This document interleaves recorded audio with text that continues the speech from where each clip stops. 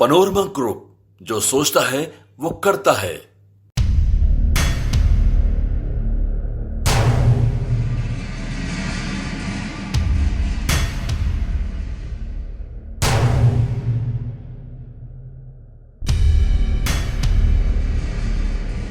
महागठबंधन में आखिर ऐसा कैसा गठबंधन की एक भी फोटो सामने नहीं आई और मुकेश सहनी अपनी राहें बदलते हुए नजर आ रहे हैं। देखिए, अभी महागठबंधन को लेकर जो है कई सारे सवाल खड़े हो रहे हैं।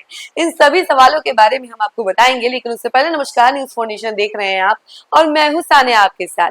बिहार में विधानसभा चुनाव को लेकर सरगर्मी बढ़ती जा रही है। इसी बीच आपको बता दें, अगर महागठबंधन की बात की जाए तो महागठबंधन में पेच फंसा हुआ नजर आ रहा है। अब देखिए, मान मनोबल का दौर भी जारी है, बैठकों का दौर जारी है और सबसे अहम बात अगर की जाए तो महागठबंधन कहते तो सब कुछ ठीक है कि सब कुछ ठीक चल रहा है, लेकिन एक भी तस्वीर सामने नहीं आई है, जो कि बड़ा सवाल खड़ा करती है कि आखिर ऐसा क्या है कि महागठबंधन में बात नहीं बन पा रही है, एक भी तस्वीर सामने नहीं आई है। और कल आखिरी डेट है पहले चरण के नामांकन का और अब तक सीट शेयरिंग का ऐलान नहीं हो पाया है। तो महागठबंधन में या तो टूट है या फिर महागठबंधन में लोग अपने आप को गठबंधन से जुड़ा समझते ही नहीं है।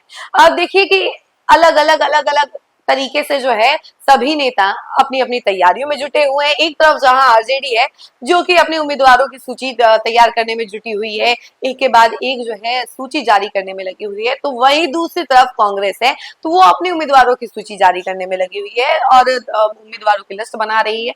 तो अगर बात की जाए दूसरी तरफ मुकेश सहनी की, तो मुकेश सहनी तो नाराज चल ही रहे। मुकेश सहनी का जो नाराजगी वाला दौर है वो लगातार देखने को मिल रहा है। अब देखिए, मुकेश सहनी को लेकर कहा यह जा रहा है कि मुकेश सहनी आज प्रेस कॉन्फ्रेंस करने वाले हैं और प्रेस कॉन्फ्रेंस में वो महागठबंधन को लेकर तमाम चीजें कहने वाले हैं। लेकिन मेन अहम मुद्दा आज हम प्रेस कॉन्फ्रेंस को लेकर नहीं बात कर रहे हैं, बल्कि बात ये कर रहे हैं कि महागठबंधन में आखिर ऐसी क्या टूट है जिसकी वजह से एक भी तस्वीर सामने नहीं आई है और ना ही लोगों की बातें खत्म हो रही है।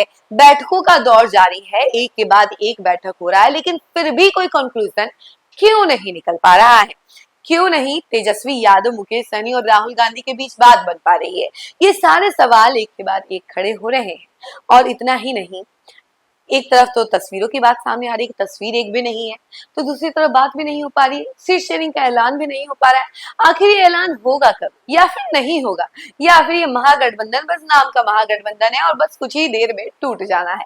ये सारे सवाल अभी उठ रहे हैं। और मुकेश सहनी को लेकर कहा जाए तो मुकेश सहनी की जो राहें जिस तरीके से अलग बनती हुई जा रही है वो साफ ये दर्शाती है कि मुकेश सहनी अपना पलड़ा अलग साइड करने वाले हैं, यानी वो एकदम दूर होने वाले हैं तेजस्वी यादव से भी और राहुल गांधी से भी।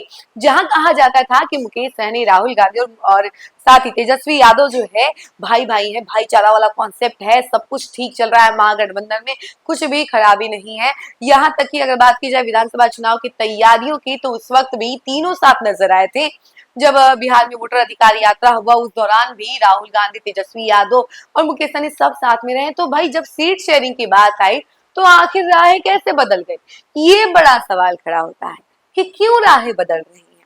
क्या तेजस्वी यादव मुकेश सहनी की मांगों को पूरा नहीं कर पा रहे हैं, इस वजह से नाराजगी है, या फिर राहुल गांधी सोच रहे हैं कि 243 सीटों पे वो अकेले चुनाव लड़ ले?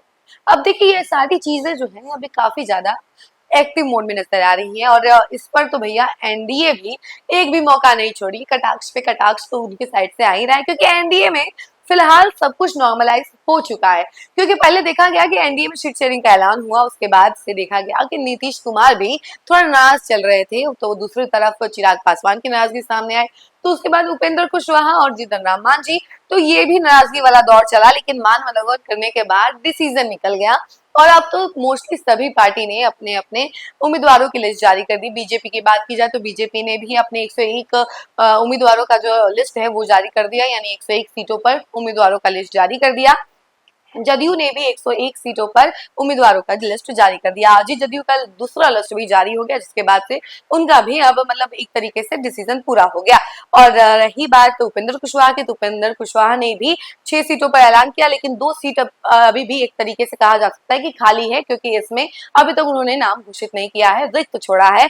तो वहीं जीतन राम मांझी ने भी अपने 6 उम्मीदवारों के नाम की घोषणा कर दी और 29 सीट को लेकर चिराग पासवान ने भी अपनी पहली लिस्ट जारी कर दी। दूसरी लिस्ट की इंतजार में सभी लोग हैं और महागठबंधन में ही पेच फंसा हुआ है, यानी महागठबंधन ही अभी तक जितने भी घटक दल हैं वो डिसाइड नहीं कर पा रहे हैं। लेफ्ट की जितनी भी पार्टीज हैं वो अभी तक डिसाइड ही नहीं कर पा रही हैं आखिर करना क्या है, कब डिसीजन लेना है और कल तो आखिरी डेट है, तो आखिर इससे पहले क्या होता है ये देखने वाली बात है। और आज की प्रेस कॉन्फ्रेंस पर सबकी नजर बनी हुई है कि मुकेश सहनी आखिर महागठबंधन के बारे में क्या कुछ कहते हैं।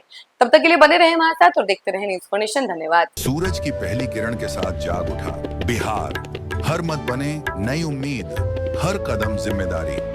न्यूज़ फॉर नेशन की अपील, 6 और 11 नवंबर को घर से निकलें, वोट करें और अपने भाग्य विधाता खुद बने।